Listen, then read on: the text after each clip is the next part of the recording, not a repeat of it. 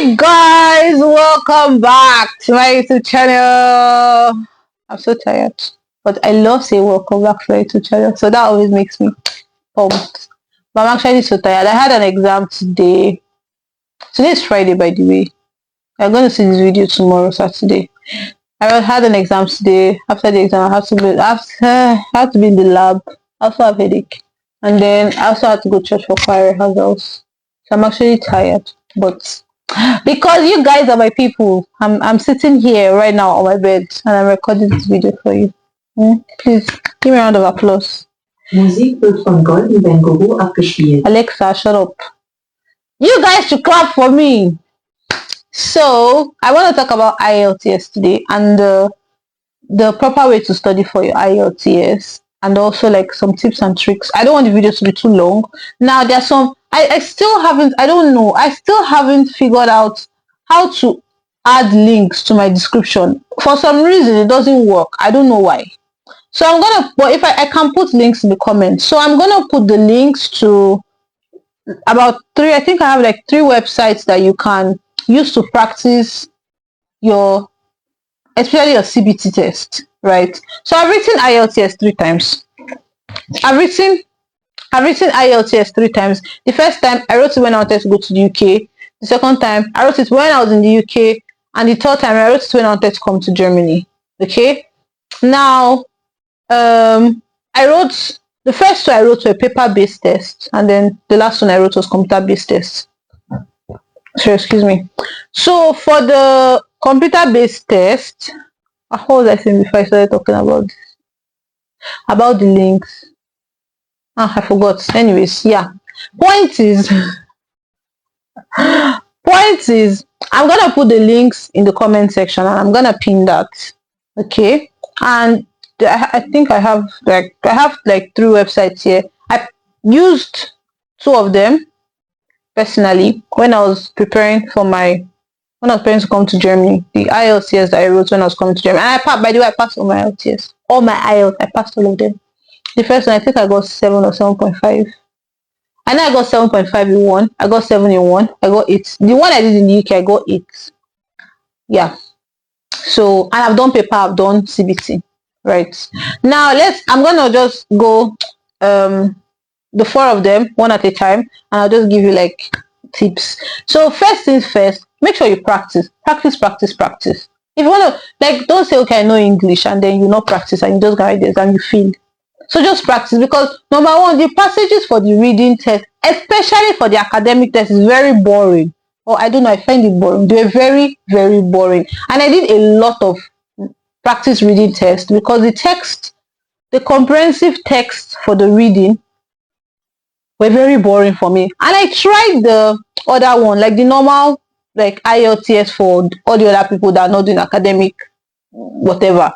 Their passages were interesting. They're not so difficult. They're not so brain cracking as the ones for the academic writers. So practice a lot. Like, that goes without saying. You should practice. That's why I'm giving you guys the links, right? The first time I wrote, my dad actually got me like the books, all the books for practicing. So I used that. But then second time, in my school in the UK, we had to use we didn't have to use, we had to take the Ielts test. So it's compulsory for international students. So that one, we had an English teacher designated for teaching us. And then the third time I practiced by myself because I had already written Ielts 2 times.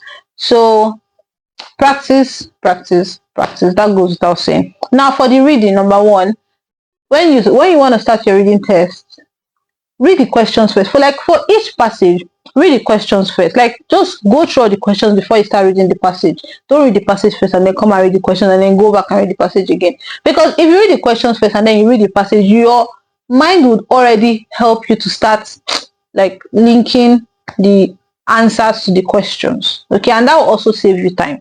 Right? That's one tip to help you to save time. Now, for the listening, just listen. Like, pay attention. Don't think about any other thing. I remember those, I think the first Ielts exam that I took. But then I think that's just how my mind works. I can be thinking about so many things at the same time.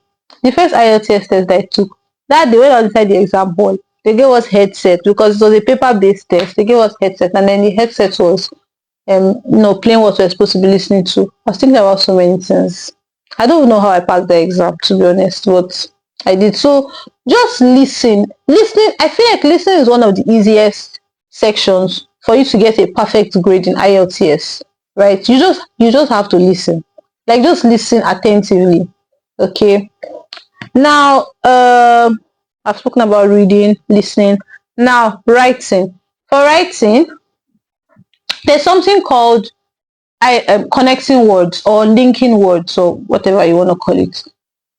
For your writing, at the beginning of your paragraphs, like whatever you're writing, a letter, a comprehension, always use those linking words. Just literally go on Google and type IELTS connecting words or IELTS linking words, and you see tons of them. Like eventually, however, in as much as, let me even see if I'll find some. Aha! Although, even though, even if, in spite, despite, so that, in case, likewise, I said likewise before, in addition, moreover, furthermore, also, as well, again, specifically, obviously, clearly, especially, like, throw these words, use them. So it's not like you don't know them, it's just that you would not think to use them, but if you use them in your writing, to definitely boost up your score. Okay, so practice writing with these words. Like don't just sit down and think, okay, sorry, excuse me, don't just sit down and think, okay, I know these words now. When I get to the exam, no, actually practice. Because the websites that I'm gonna give you, they do have, like, they also have writing guys as well, right? You can practice, they can give you writing, yeah, writing practice test, and then they just ask you to write. Yeah, they have, some of them have, I don't know if all of them have, but definitely the one that I used had. So use your connecting words or your linking words when you're writing. That would definitely help your writing score. And then lastly, for the speaking, now there are a lot of people that I've spoken to, or a lot of people that have spoken to me, and when I have conversations with them, I come to understand that they feel like they have to, speak like the British people and have an accent or stuff like that if they want to pass their IELTS. But then you don't have to do that.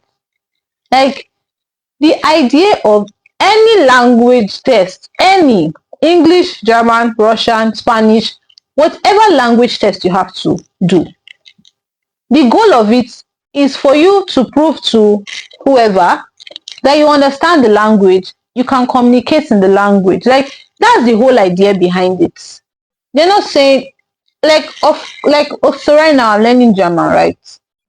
Of course, if I speak German to a German, they will know that this girl is not originally German because my German will have an accent, right? It wouldn't sound as German as as the Germans will speak it, right? So yeah, IELTS says it's not okay. Go there and speak phonetics, and show them that you can flaunt and twist your tongue to get like the proper the original pronunciations of the word. No, that's not what it's about. It's just for them to know that most importantly, you can express yourself in the language, because if you even pay attention to the questions that they ask you in the writing test, they're like, okay, tell me a story of what happened. Like I remember there was one of the questions that I got, and then they asked me to tell them a story of something that happened to me when I was small, or about a gift that they gave me that I loved, or like those are the kind of questions they'll ask you.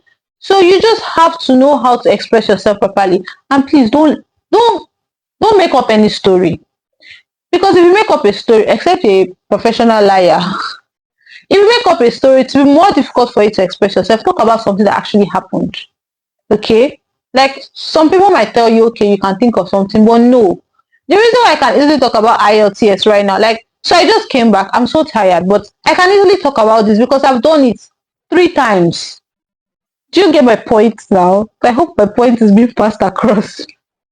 So for your writing, for your speaking, you can definitely practice with your friend, your father, your mother, your sister, your brother, your grandma, Anybody. You can practice, you can definitely practice with anybody, but make sure that you're talking about something that you feel comfortable talking about. Like whatever question they ask you, even if that thing has not happened to you, if you know it has happened to somebody, then talk about it. If you watch it in a movie, talk about it like it's your story. But just make sure that you have an emotional connection to what you're talking about, then it would make it easier for you to talk about it. And as long as you can express yourself, I'm not saying that, okay, speaking English correctly is not important, but even more important is how you express yourself, right? And then I think you can also Google words for speaking tests.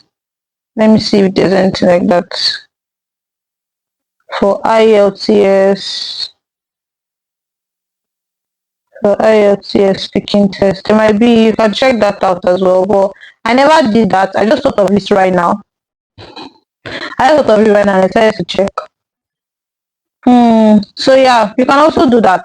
Like vocabulary. So you should Google vocabulary for IELTS speaking test, and just to help your vocabulary. But make sure you talk about something that you're emotionally connected with. So that brings us to the end of this video. I really wanted to keep it short. I'll definitely put the links in the comments. So immediately I post the video, because I don't know if somebody can help me, please do. But I don't know how to, or I've tried, but then anytime I try and put the link in the description, YouTube doesn't allow me to do that. I don't know why.